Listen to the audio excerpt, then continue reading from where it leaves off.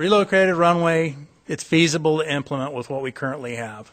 One of the things that came up was, well, and it comes up again, is could we move the airport? You could.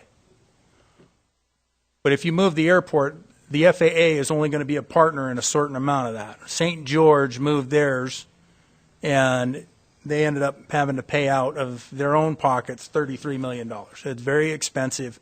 You'd have to recreate everything, hangars, terminal buildings, fuel systems, FBOs, all of that has to be recreated, and they're not federally eligible. So it was dismissed as a viable alternative because of the severe cost, and then the FAA's threshold of paying. If you can fix your problem for less funding, they're not going to take federal dollars that could go to other projects and put them into that. All-weather landing capability, there's some really great technology with the advent of GPS. They're able to land aircraft in situations now that it's unprecedented. It's never happened. Our particular problems today are when we get into the wintertime and the fog starts coming up, which happens here quite a bit through certain months, a couple of months anyway. From about November to January, we have cancellations, 90 to 120 a year. That's a month of cancellations on our current flight schedule.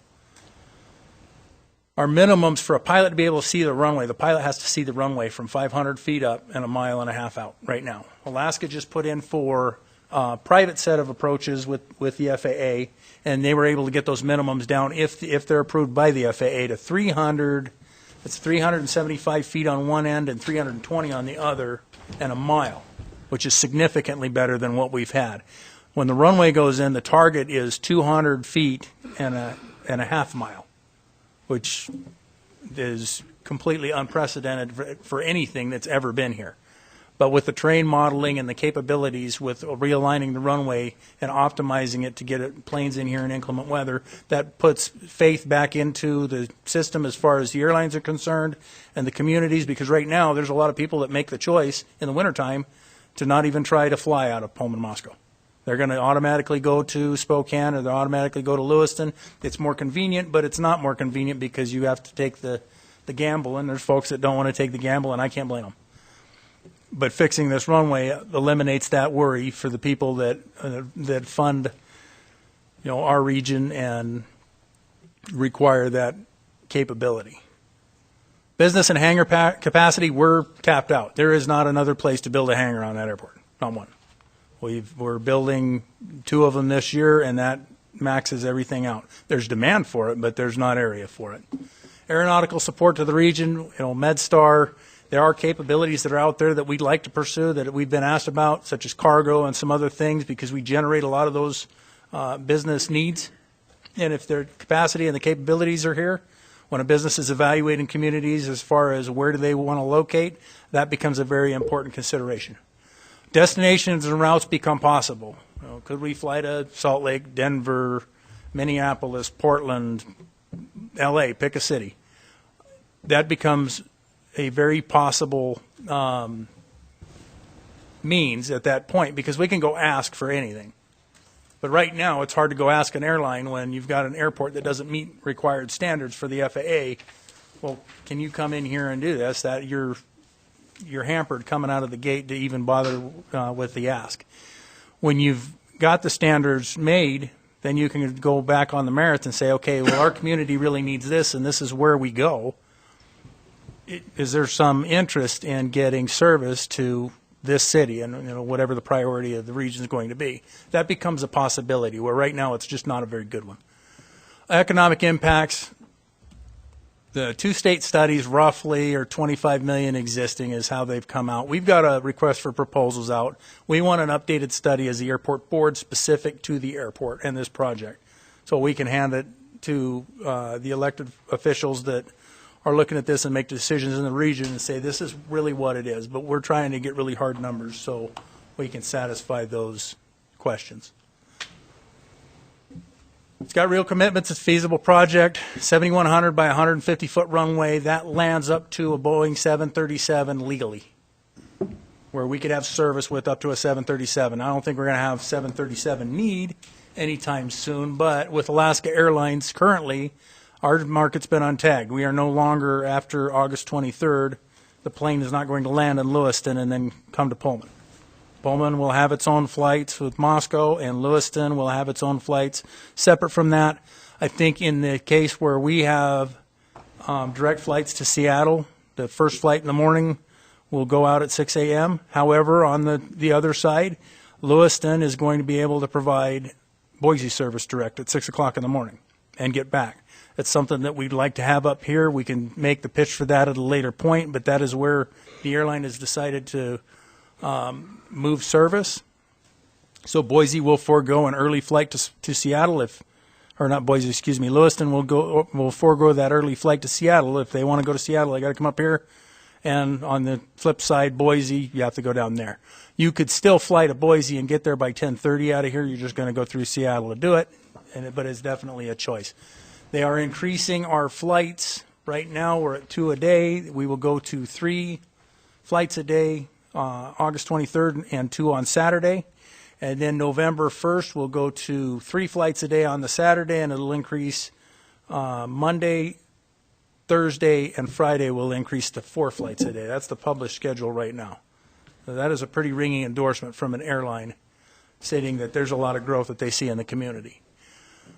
The all-weather landing and lighting systems are the pilots getting in here. It provides it by moving the runway. We get a lot of general aviation growth that we don't have now. There's areas for people that have demand, and then it provides for what we've had through our master planning process for future forecasted needs.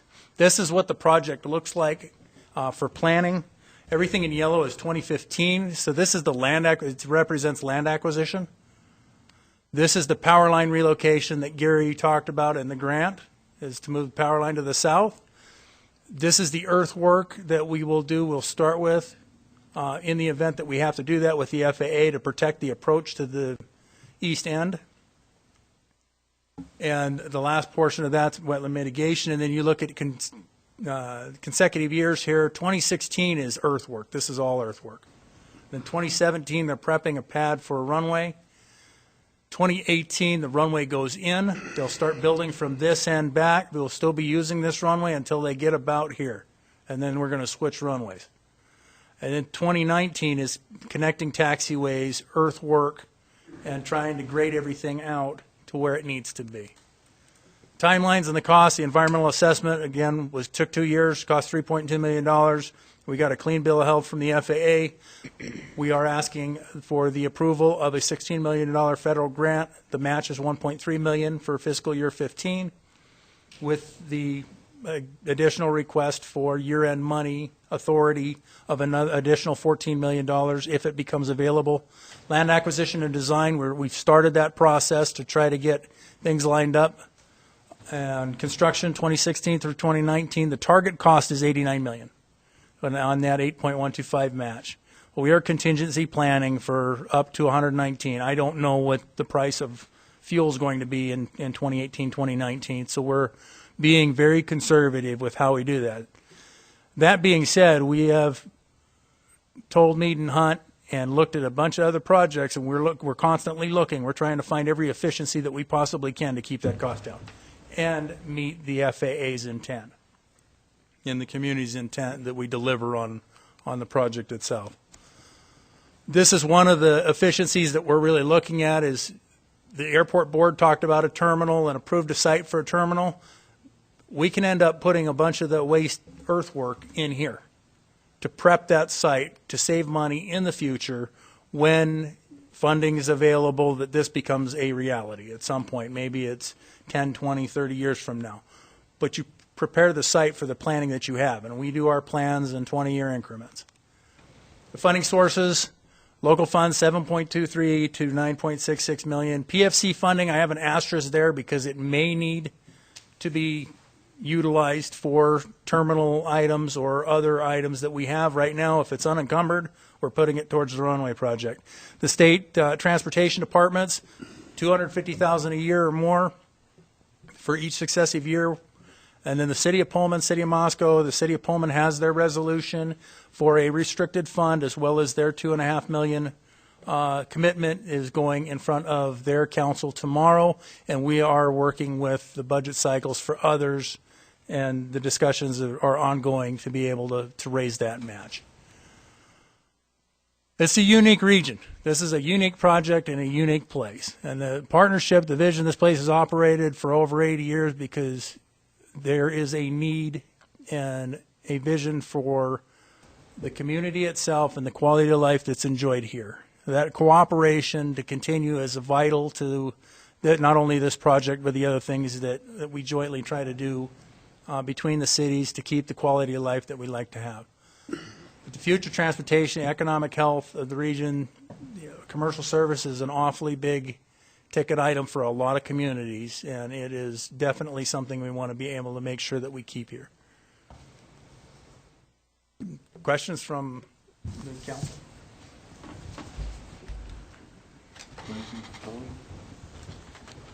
Good.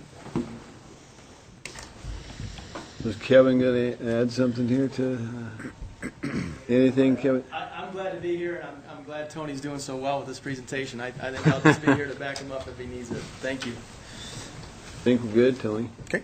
Thank you.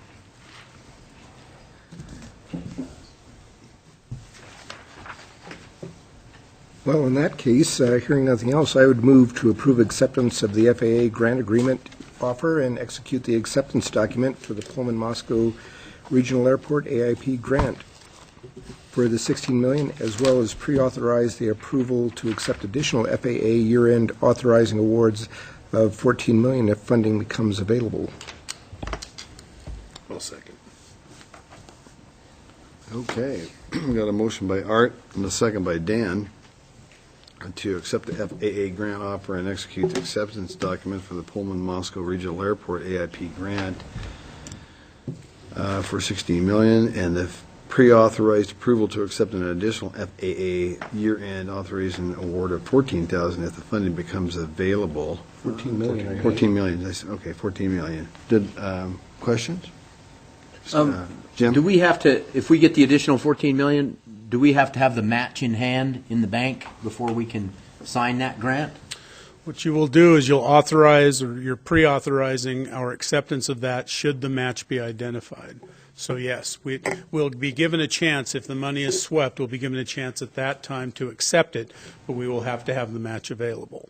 As I understand it now, if Moscow puts in 500,000 and Pullman puts in 650, as they're said at the meeting on Wednesday, that would cover the initial 15 million, but nothing for, we would have nothing in hand for the other 14. We'd have to identify. Actually, as we talked about, I think at the quarterly regional breakfast meeting, a little bit in the budget cycle, last year council approved the $250,000 of additional tax money, foregone amount, and dedicated the construction growth for the $250,000 per year. Don Palmer put in front of you a resolution a few weeks ago to authorize for interfund investment, where we will take unused surplus funds or reserve funds, such as the payroll service fund, so on and so forth, to utilize that to make up the $500,000 per year commitment that the council authorized us to go ahead. In this budget year, that will be $500,000 that will be available prior to October 1st. The end of the budget year is September 30th. Once October 1st hits, then the council has budgeted, or in their proposed budget, has authorized, pending the public hearing, an additional $500,000. So there could be a $1 million of funding from the city of Moscow prior to December 31st. And Pullman's budget runs along the calendar year, and they indicated at the regional breakfast meeting that they have $650,000 that they are restricting tomorrow night, and further funds will become available. So that's in addition to the $250,000 of DOT money, Washington DOT money, that is allocated per fiscal year, the calendar year, Washington's year. So, yeah, thanks for clearing that up, how the budget cycle would make that funding available should this other grant become available. Should clear that up, that we could potentially have the match available to us if that comes. And if I may, by the time that this budget, by the time we would know that funding is available, which is about the last week of September is my understanding, The council will have had the public hearing on the budget, will have authorized the L2, will have passed a budget, and all that we'll be waiting for at that point is for October 1st to come around for that money to become available. Again, when you accept the funding, when you sign the agreement, which is what you're being asked to do tonight on the $16 million, that you will access that funding. It's a reimbursement grant like all federal grants. So City of Pullman will be actually writing checks for the work, seeking reimbursement. The federal government then will pay back the difference of that, I think it's 91.88% back to the City of Pullman. That additional funding will come from the match. Well played. Thank you. Walter? Gary, all federal grants are not reimbursement grants. This one is. You bet. The transportation grants we get typically are reimbursement, but I'm not sure of the other grants, EDA. Thanks for Further discussion? John, I'll start the roll with you. Excuse me, I apologize for being late. Aye. Aye. Aye. Aye. Aye. Nay. Okay, we have got 5, 4, 1 against, so that passes.